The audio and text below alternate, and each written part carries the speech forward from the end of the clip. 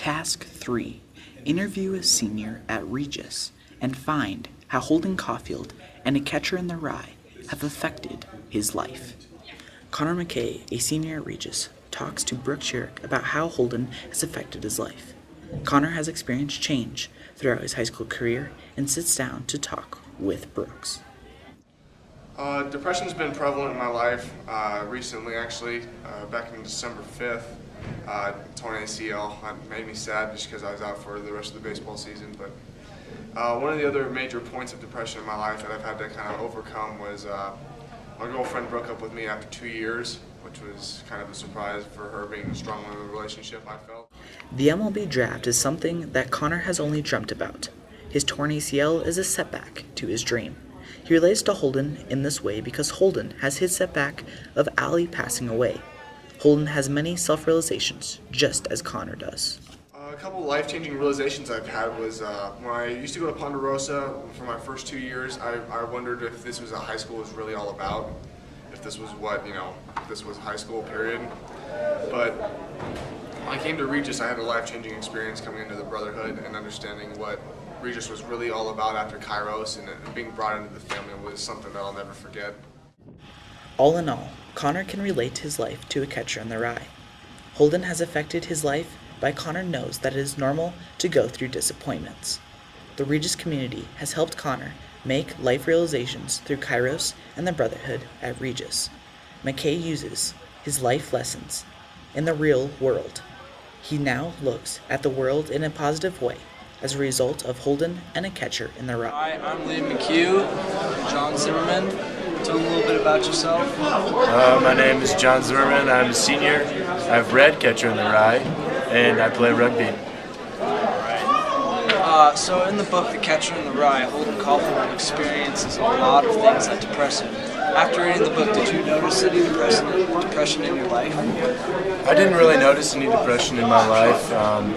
If anything, I kind of grew from it because I saw how he went downhill and how he did simple things that made him depressed, such as judging others. And when he went down, he kind of went down really hard, and it's important to learn from his mistakes and learn not to be depressed at those simple things in life that can turn you up or turn you down. Did you notice depression before? No. So I don't know. It's kind of it's good to see a different perspective on life, and even if it's a negative one. So your perspective changed on depression? Yeah. It makes you empathize with the character more.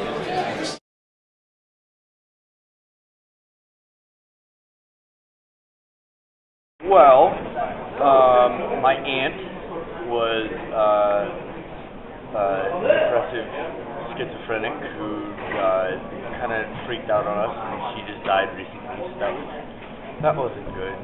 And then, just growing up in my life, there are just those moments of teenage angst that, it becomes overwhelming, and it really is.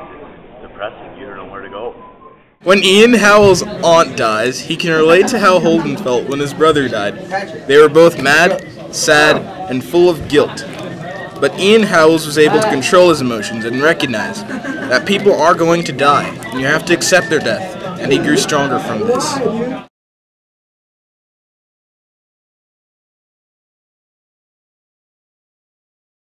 Oh, absolutely. When you're a child, your biggest concern is, where are my cookies? Yeah. You're most of us are protected from, some of the bad things in the world that we learn as we grow up. Even children who grow up in tough situations, most of them find some way to be happy with the simple things. And so I definitely feel like when I'm around children, I'm happier. It just, puts me in a better mood. Not necessarily just being around them, but interacting with them. Ian and Holden are in better moods when they are with children. Children just want to be happy and have fun with their lives. When Ian and Holden are with children, they feel the same way. This helps them feel happier, not as stressed as in their own lives.